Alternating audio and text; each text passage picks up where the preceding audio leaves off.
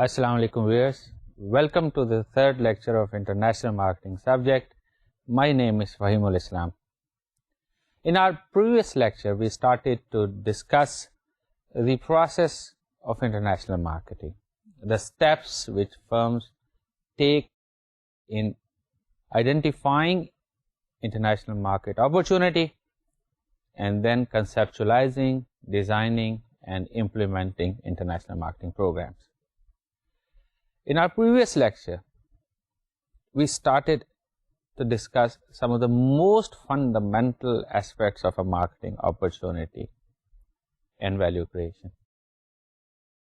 And we identified that need, the state of health deprivation, is heart of any marketing opportunity. And for marketers, it is of paramount importance to understand the unfulfilled and underfulfilled needs of their target customers. It is at this level the opportunity really starts. And then these needs and their priority and their motivation can vary from market to market, depending on the background of the people, the background of the society, the level of economic development, the level of maturity, and host of other factors. So, when a firm or a business is involved into international marketing, then one has to really develop the capacity and capability to understand the needs and various motivations of customers, not only in their domestic market, but in all other markets in which they want to really sell. So, whenever there is a state of health deprivation, it creates a motivation to find a solution for that need. And that motivation has two aspects: a drive, which is a level of urgency, and a direction towards the manifestation of solutions. So, level of urgency really depends and changes from society to society. There are various theories which help us to understand what type of needs would really be considered as urgent need by various societies. Scholars like Maslow have presented their own theories according to the Maslow theory of hierarchy of needs. The need which is at lower level of Maslow's hierarchy, which often are physiological needs, the needs to survive the life, are most important if they are unfulfilled. And once they are fulfilled, then they are safety security needs, the higher level needs.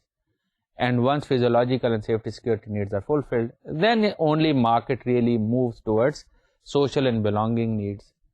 And once these are fulfilled, towards esteem needs, and finally towards self-actualization needs. And the priority of these needs will vary from market to market.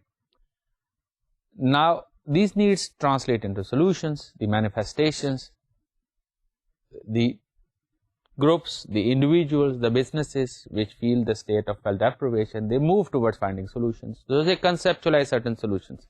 Sometimes they know those solutions out of their experiences or through education and information, and sometimes they find it difficult to find solutions. And then marketers really have to come in to introduce their products and their services as appropriate solutions for the unfulfilled and underfulfilled needs.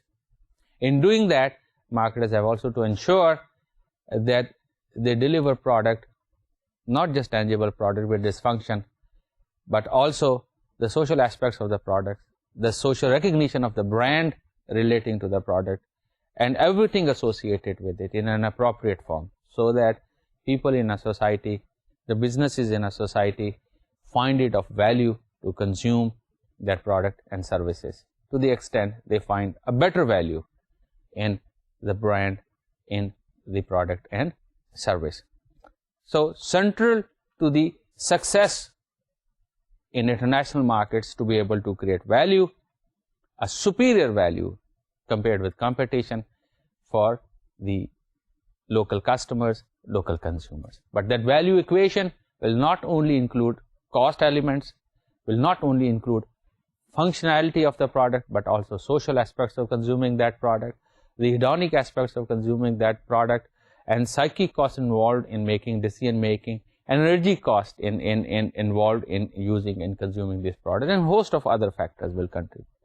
So this value equation will change from market to market, and international marketers need to understand that value equation if they really want to succeed. So if we have to describe marketing, then I think an appropriate way to describe marketing is a process through which people and groups create and exchange products and services that give them value. And international marketing then refers towards these exchanges across national boundaries, exchanges to fulfill needs and wants, and in the process creating value for each other. Now this concept of value has to be understood rather more clearly when we are discussing this from the perspective of businesses. Often we understand that value means value to the consumer or the target customer. Well, I'll go a step further. I'll describe the ultimate value as the profitability to the firm. Why I want to describe that as the ultimate measure of value? The reason is that the firm, to start with, is in business to make money. Of course, in the process of making money, the firm has to observe some ethical boundaries, some social boundaries, some regulatory boundaries, and so on and so forth. But within those boundaries, the overarching objective of any firm or a business is to make money. And it's very important that the firm is able to make more profit and achieve better profitability growth compared than competition, and that firm is able to deploy some of these profits back into the business to enhance its competitiveness, its strength, and its ability to create value in long run. Only then the firm can ensure that it remains an ongoing concern. From the aspect of value, it's not just good enough that the customers are satisfied. What if the customers are satisfied, but the firm is only able to create that value by incurring losses? Well, then the firm cannot survive. It cannot be an ongoing concern. So there's no point in pursuing to create value for the customers and buyers when firm cannot make money more than competition. Even if the firm is profitable, but if the competition or competing firms are more profitable, then it's just a matter of time that they will become stronger and stronger and stronger, and then they are going to really force the business, which is not making so much money, to really close down. So the value equation is ultimately complete when the firm is able to earn better profits and better profitability growth in long run compared with competition. So when I say value, that not just only means value to the buyer, but buyer should be so happy with the product, so satisfied with the product and service that they are willing to pay a better profit, a better margin to the brand, to the firm, and as a result the firm is able to earn better margins and better profit, and some of which it can deploy back into the business and hence ensure that it remains viable, it remains growing, it remains stronger over the period of time. That's why perhaps many seasoned managers always say when a firm stops growing, it starts dying. Growth is essential aspect, because if a firm is not growing, then the competition is quite likely that competing firms are growing, and it's over time that they'll squeeze non-growing firms out of business. So it's a responsibility of marketing and responsibility of international marketing to be able to not just satisfy the buyers and the target customers, but also to ensure that they are satisfied to the extent that they acquire the products and services by paying the prices that bring the best profits, the best growing profits in long run for the firm and the brand, so that firm and the brand can sustain. Now we move further in this lecture on the same topic of international marketing process, and now we discuss the orientation of firm towards the market. Any firm can have 5 types of orientations, from very basic orientation towards the most sophisticated orientation. and that depends on the firm, its background, its capabilities, and also the nature of the market it wants to target. The very basic type of orientation is what we call is production orientation. In production orientation, the firms only concentrate on making products more efficiently and distributing them widely and making these products available at low prices, at reasonable prices to the customers. Now, that used to be the situation in sophisticated markets maybe a couple of centuries ago when new modern businesses started to establish. Initially, these businesses would grow, would succeed by producing more and more, by producing things more efficiently. Hence, efficient production lines came into auto manufacturing, into cigarette manufacturing, into textile manufacturing, which were the earlier or earliest industrialization throughout the Western world. So, the firms which started to succeed initially were the firms which instituted such production systems, distribution systems, whereby they could go into mass production very, very efficiently, and they were able to produce products and services at low cost, and then they were able to distribute these products and services very widely throughout the markets. And they were able to succeed, they were able to earn more profits, they were able to earn more money. This still applies in today's time in markets which are not very sophisticated. Not all world's markets are at the same level of sophistication. We see certain markets are economically rich. Say affluent Western countries are on average much more rich than many countries in Africa or some of the countries in Asia. Now, these rich markets over the time have also become sophisticated markets. The consumers have been accumulating experiences over time, and they are demanding better services, superior products. While those markets where consumers or buyers are still at subsistence level of economies, they are not in a position to demand more expensive products and services. They are looking for very basic products provided to them in a very basic way, which we call no-frills items. So even today, many of the world markets still exist where the most relevant orientation is product orientation or production orientation.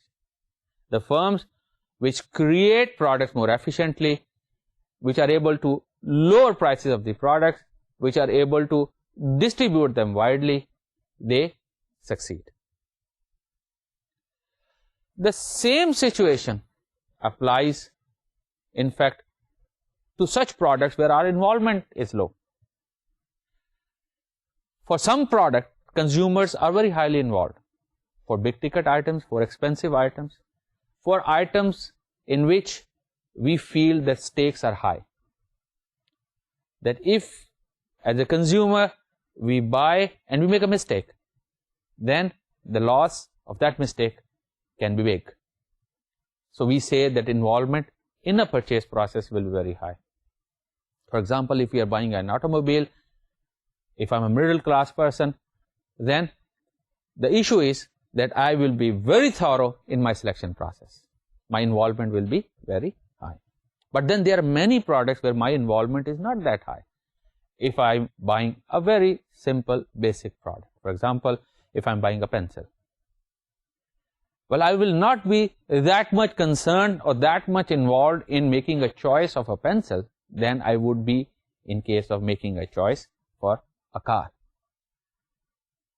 So the products which do not involve customers so much, as the level of involvement is low, the customers really don't spend or don't want to spend so much time or so much energy in really or so much attention towards the brands of the products, towards nitty-gritties of the products, towards too many features of the products. Often we say these are convenience products or products which are bought through impulse buying processes. Now, these products have to be widely available, and these products have to be conveniently available. The firms which make these products widely available and conveniently available will succeed. Again, here the product orientation really suits a firm. So the firms which are selling to markets which are not so sophisticated, not so affluent, or the firms which are selling such products and services where the involvement of the buyer is not that high, really will succeed when they are able to deliver these products very widely at a low cost. This also applies to the markets which are really not that free. For example, in many countries, the utility markets are not very free. The electricity may be supplied by only one company in a market through regulatory constraints. If that happens, then there's not much of marketing out there. The consumers have no other option. They just have to buy one product or the same product or similar product from the same company. So the competition is not there. They have no choices. In that case, the monopoly firm can increase its profits by reducing costs and by making the product available more widely.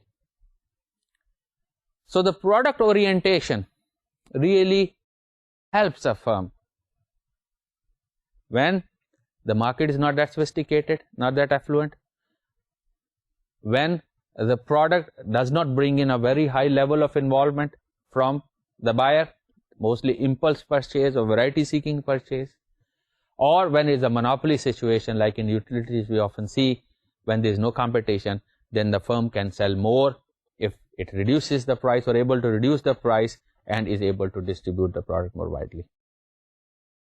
Now, as market becomes more sophisticated, the consumers are not just carried away by price. Price is not the only determinant in decision making. They are also concerned about the quality and the value of the product. That's when there is competition, when there are options, and when the people in a country have the disposable income that they can make choices, they can pay more money for better value products.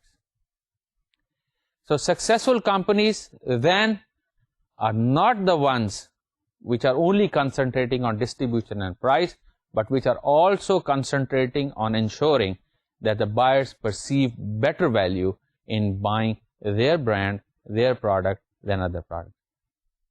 There's a second level of orientation.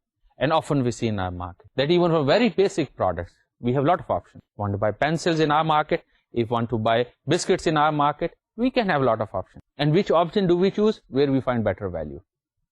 Well, we can find better value in having the product available more conveniently. So convenience is a source of value, price is a source of value, brand is a source of value, the social application is a source of value, and there can be many other sources of value for certain products or specific products. So this is the second level of orientation, that the firms in more advanced countries, in more developed countries, where in very developed societies where people have options, buyers have options, and they have higher disposable income, then they start to demand not just on price, but also on quality, also on value. Hence, the brands which have to succeed have to cater to this situation, have to create brands, and have to create an image that they are able to provide proper value. But they can do this only if they are able to study the customer, they are able to understand the value equation of the buyer.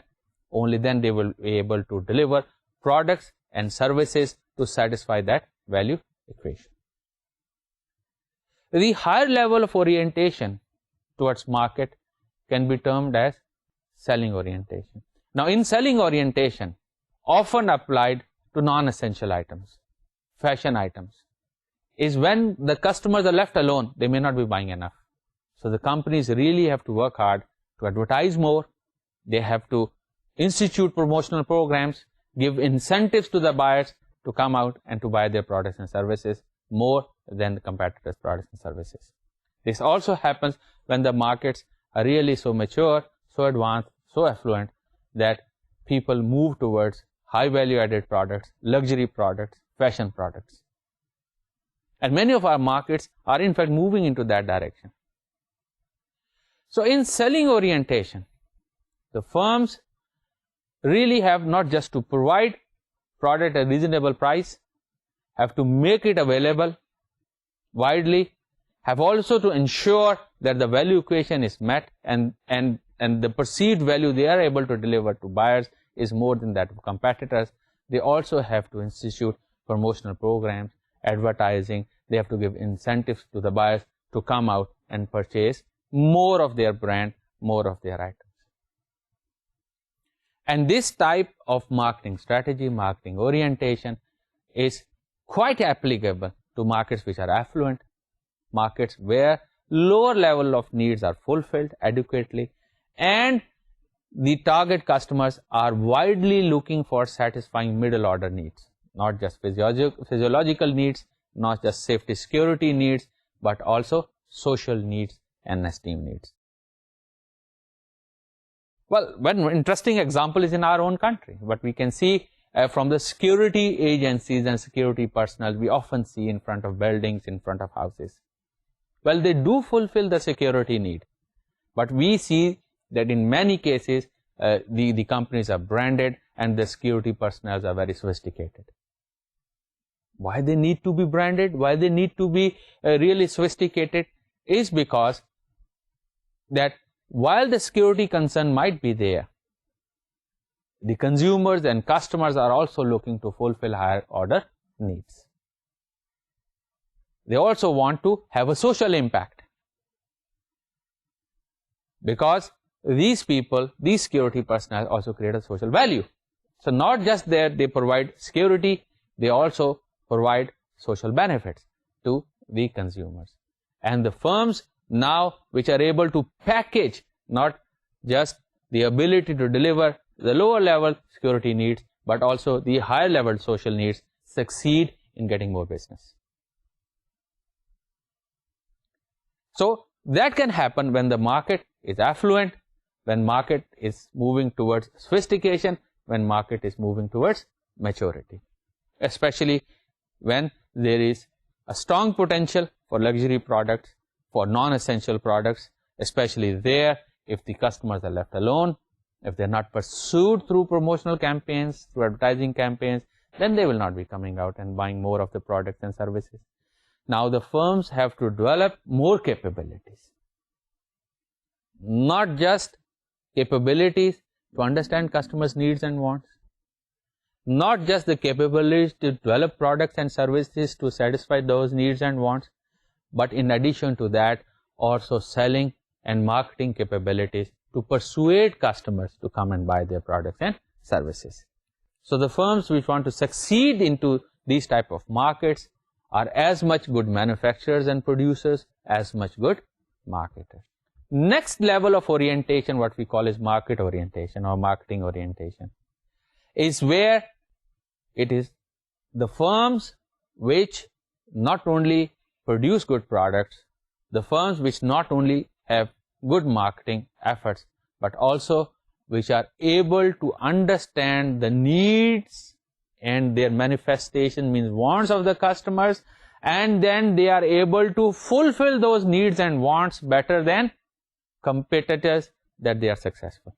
So now the effort is towards knowing those needs and wants and fulfilling those needs and wants. It's easy said than done. These needs and wants are not static. They are ever changing. They are changing with time. They are also changing when competition comes and advertises and changes the perspectives of target people. They are on the move.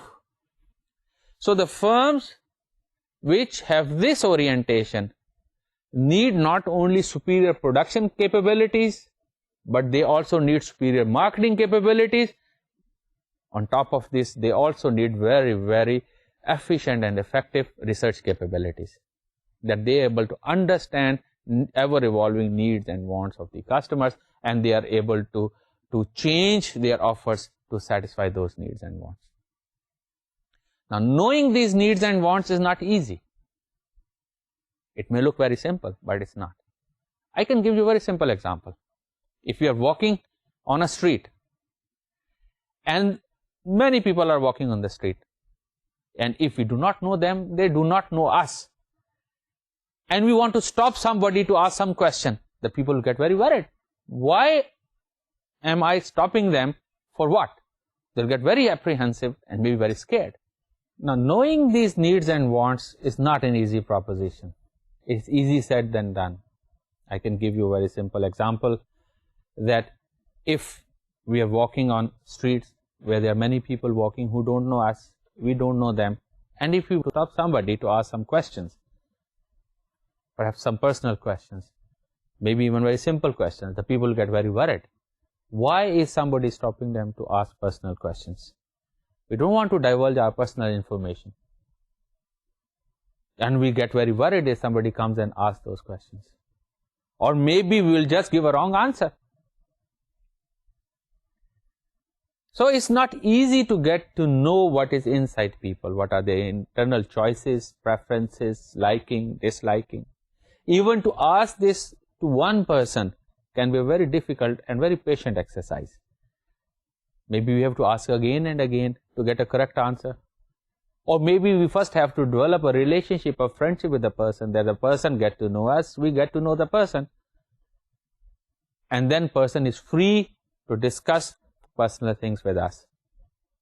And when people are discussing things, describing their liking, disliking and preferences, that is also very heavily contextual. That means those liking and disliking are not merely described by words, by the whole situation in which they live. So as a researcher, we need to develop a relationship, need to have that patience to get information, and we must also have the ability to understand that context, which is also temporal context in which that person exists and how that person views the surrounding situation. So it's a very multi-dimensional and complex information that will guide us towards the real understanding of need. And the firms which are able to operate globally and are able to understand very different customers in different global markets have to develop, to start with, extensive, very comprehensive, very professional capabilities of research and ability to know the demands, the wants of their target people in many countries around the world. So it's not easy to be able to understand needs and wants of the customers. And then when these needs translate into wants, the manifestations, that's where again a major marketing opportunity is there. The firms which are successful are able to introduce their products and services into the wants description of various target customers and consumers. If various brands and products are not in that list, then the consumer not likely to perceive them as likely solutions. For example, we can consider a very simple product that we consume often, yogurt. In our country, yogurt is a staple food, especially in our rural areas. We consume plain yogurt often in breakfast and quite often also for cooking. And when there is a need to eat something nutritious in the morning, well, yogurt will be one of the options. And when somebody is cooking a local recipe, quite often yogurt will also be part of that option. It's part of that manifestation. But in many foreign countries, in West or in East, they have different concept of yogurt. If people in the West and East, away from subcontinent, want to eat something nutritious in breakfast, quite unlikely that yogurt will appear as a part of an option. Or when they cook their recipes, it's quite unlikely that yogurt or plain white yogurt will appear as an option, not part of their manifestation. So, until and unless brands and products are part of the manifestation, a part of the solution which buyers view that can help them alleviate the need or fulfill the need, then there is no opportunity for product and services. So successful firms have not only to understand needs of the customers, which in itself is very difficult, as I have described earlier on.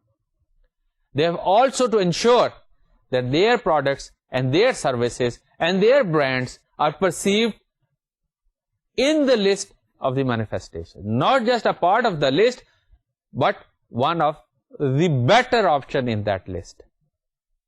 That requires a lot of advertising, a lot of promotion, a lot of communication, and that also involves a lot of history. The people learn out of their experiences. Sometimes they learn from each other, word of mouth, from talking to each other, from seeing others consuming those products and services. So that requires a major long-term effort for firms to introduce their brands and products and services as part of the list, on the top of the list, which people consider as likely solutions for their needs and for their unresolved problems or unfulfilled or undermet needs. And that requires massive branding and massive marketing operations. But then, knowing this is not good enough. The firm should be able to exactly create those products and services and to deliver them appropriately, worldwide. That again is a very complex proposition. Maybe complex proposition from technology point of view. In certain areas, the technologies are developing so rapidly, their firms have to invest huge sums of money into research and development. For a single common pharmaceutical products, often global firms have to invest more than hundreds of millions of dollars to be able to develop one product. So it's not a cheap proposition in many cases. It's expensive proposition to develop products and services, to introduce those products and services on the manifested list, and to be able to convince buyers that this is a solution, this is the best solution available in the market for resolving their unfulfilled and underfulfilled need.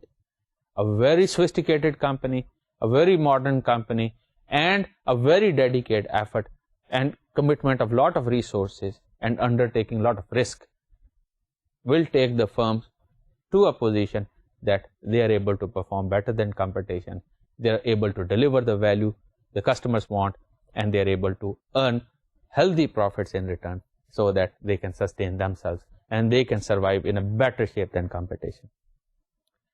So, to be able to deliver value, to be able to understand needs and wants of the customers, a very sophisticated and a very complex and a very massive effort is required, which is not easy. And in today's sophisticated markets, the rich markets, the affluent markets especially, the consumers are demanding the products and services which provide them the best value. They are demanding products and services which are relevant to their needs, and their needs are ever changing, and that they expect firms and brands to come to them and to be able to know and understand their needs, and that is what is required for success in sophisticated markets, especially in case of complex products, the products where involvement is very high. So, this type of orientation is called marketing orientation. That the firms are able to conceptualize, understand needs and wants. They are able to develop not just the products, but also they are able to communicate, they are able to advertise their products and services, and they are able to ensure that their brand and the images of their brands are relevant to the people, to the situation, and to the time in which that society exists. Today's world has even gone beyond that in many markets, which we call concern for the society, the concern for the environment. Now, the consumers in many sophisticated markets, many sophisticated consumers across the world are preferring those products and services which are not just providing them tangible value, but also caring for their well-being, caring for the well-being of the environment. Now, production and consumption of any product often affects the environment and well-being of people. While consuming some products, we may have undertaken some risk. Examples can be many. The people in the West, if they buy shoes, and clothing which is made in poor countries, then there is concern for exploitation of poor people in terms of low wages, poor living conditions. Many firms have been blamed that they exploit people who are poor in developing countries, they pay them low wages, and the people in developing countries live in appalling conditions because they are not paid so highly for the manufacturing the products and services which many firms sell at hefty prices in Western countries or in affluent countries. So there is a concern for people, and many buyers in Western countries or in sophisticated buyers also want to be concerned that the brand they want to consume is not in any way exploiting anyone around the world for manufacturing at lower prices and delivering them efficiently and effectively. So in today's time, the concern of buyer is much more than just buying and consuming products and services. They want to buy and patronize such brands and services which not only deliver them better price, better quality, which satisfy their needs in a better way, but also that those brands and those firms are concerned for their well-being, for well-being of other people. So it is not just the well-being of the people that is under consideration, it is also well-being of the environment, because we all live in this world and we are responsible for deterioration of its environment. And now it's an issue of big concern. We see typhoons and we see hurricanes and we see calamities and weather changing and weather warming and ozone layer depleting, all happening because of production and consumption. Now consumers across the world are becoming very sensitive and they want to prefer such brands and products over others. The brands and firms which care for the well-being of the customers, for the well-being of the manufacturers, and for the well-being of the environment. Hence, to succeed in such a sophisticated market of today, firms not only have to have ability to efficiently create products and services, not just to have the ability to deliver them widely, not just to have the ability to market and persuade customers to buy their products, not just to have the capability to understand needs and wants of the customers and to integrate all of their marketing and production value effort towards addressing those needs and wants. The firms are required to take a further step, that they have to ensure that they are perceived as the brands and the firms which also care for the well-being of all the buyers and the producers and other publics in the world, and they are also caring for the environment. So international marketer has really to see that what orientation really works, because every orientation requires different level of skills, different level of expertise, and different level of effort, and all cost money. All increases the cost of the product. So the marketer really then has to see and match the right orientation of developing and producing and delivering and communicating the brand and the products with that of the target buyer segment. And when a firm is operating in international markets, in global markets, which are hundreds of markets around there, then hundreds of different situations that a company can face. That requires a global company to be not only very efficient, but also very caring, also very development oriented, also capable of undertaking a massive task of understanding, researching consumers, producing products and services, research and development, and delivering those products and services efficiently, and while doing so, ensuring that it cares for the environment, it cares for the people, not just ensuring that it cares for the people and environment, but also it has to communicate that it cares, and its brands and products are perceived to be from the firms which are caring for the environment or for the society. So what we have discussed so far, that marketing concept rests on 4 pillars. For international marketing, we have to make ourselves relevant to the target market. And when we say target market, we are talking of international marketing, too many people, too many buyers often, who are also very scattered around the world, who are also very varied in their needs. So we just cannot satisfy all the needs of all the buyers. Then, if we want to satisfy all the needs of all the buyers, we may not become very efficient in any. So we become joker of everything, master of none. So firms, seeing their capability, seeing their opportunity, seeing their competition, have to make a choice, have to decide what orientation they have to adopt, what type of customers they have to target, and what type of needs and wants that they can satisfy. So they have to choose their target customers and focus their efforts towards their needs and wants, their requirements, and what is going to make them happy. But then that target market should be large enough also to make economic sense. So having identified those target markets, the firms then have to understand their needs and their wants. They have to do research, they have to develop the capabilities to understand the needs and the wants. If they don't do that, then they cannot develop and customize relevant products and services which consumers may perceive to be satisfying their needs and wants better than competition. And then these needs and wants are quite certain to vary from market to market.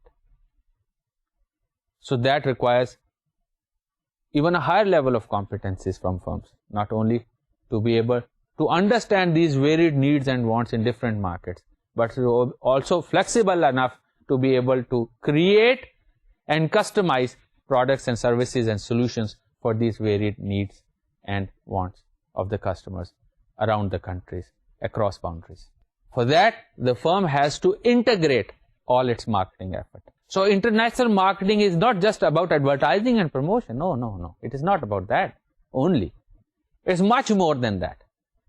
It is the whole firm that has to be aligned in that direction. So the marketing function and international marketing function is really cutting across firms' activity boundaries. It was only in the early days when the marketing was related to only advertising and promotion, that means external communication. Now, in today's sophisticated world, the job of marketing is not just to do external communication, to advertise firms' products and services and to communicate with external buyers. The marketing function has also the responsibility to interface the firm with the external environment through internal marketing,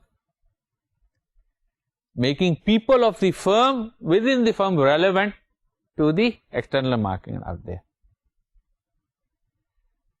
So in today's time, the marketing is not just targeted towards external customers, it's also targeted towards internal customers. And then the marketing function has also to undertake a third responsibility, what we can term as the interactive marketing, to prepare all the people within the firm, be they are from research and development, or they are from production, or they are from distribution, or they are from human resources, or any other department of the organization, to think and focus on the target market, on the target customer, in researching, in developing, in recruiting, in building human resources, in producing products and services. So it is the job of the marketing function, not only doing external marketing, but also internal marketing, but also interactive marketing, preparing the whole organization to be able to focus on the target market, to be able to create products and services relevant to the needs and wants of the customers, the target customers, better than competition. And there is still a step left, that is to ensure profitability in doing that. Well, we can always suggest to spend a lot of money on things. Well, advertise too much. A lot of advertisement may strengthen a brand in the marketplace.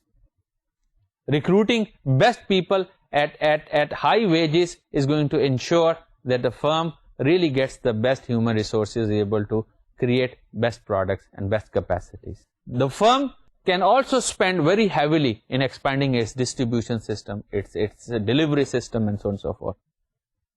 But then these costs can be too much.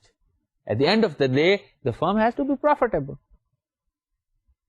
So they are always constrained to resources. They are never unlimited resources. The firm has to be prudent.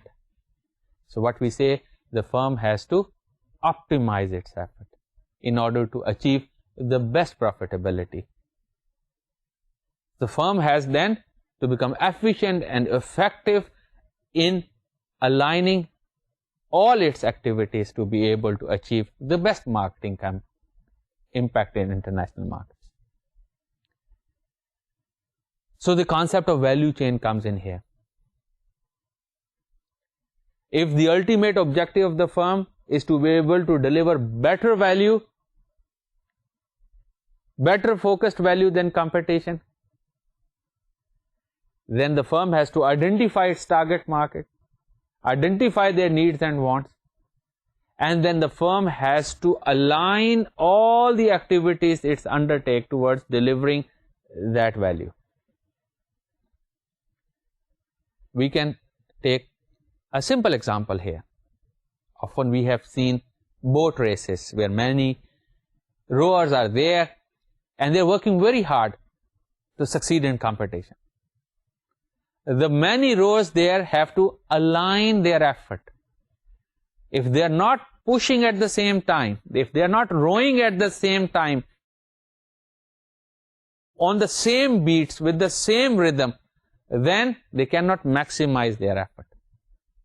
If some are making effort at one time and others come in at other time, then the boat will not move forward with maximum thrust. So many rowers in a competition in a boat have to align their activities in order to achieve maximum thrust forward. But then to win the competition, the boat cannot go into other direction. It has to move towards the target. So the efforts have to be aligned. They have to be consistent in a chosen direction. And if one has to succeed in competition, then these efforts have to be reinforcing. That effort of one activity or effort of one department is helping others to do their effort better. That the firms which want to align, say, in order to achieve the product leadership, to become the most innovative firm in their product category, need a strong R&D department to be able to create innovations which are successful faster than competition. But to create those innovations, they may need funds and very creative sourcing and use of funds. So the finance department has to align with the research department to create innovations. So without proper availability of funds, without proper utilization of funds, innovations cannot take place in a better way. But then human resource department has its role to play. If human resource department is not able to source scholars and researchers who are appropriate for those research and development, then the research and development department really cannot bring in innovations effectively. But innovations alone are not good enough. They have to be converted into products and services which can be sold. So developing prototype is one thing. Putting in a production line is another thing. So the production department has to align with fast pace of new innovation and development. It has to align itself with flexibility and with the competence to be able to produce new and new innovative products at a high speed, minimum fault, best quality. But then the marketing department has to also align to introduce those innovations very effectively to the market.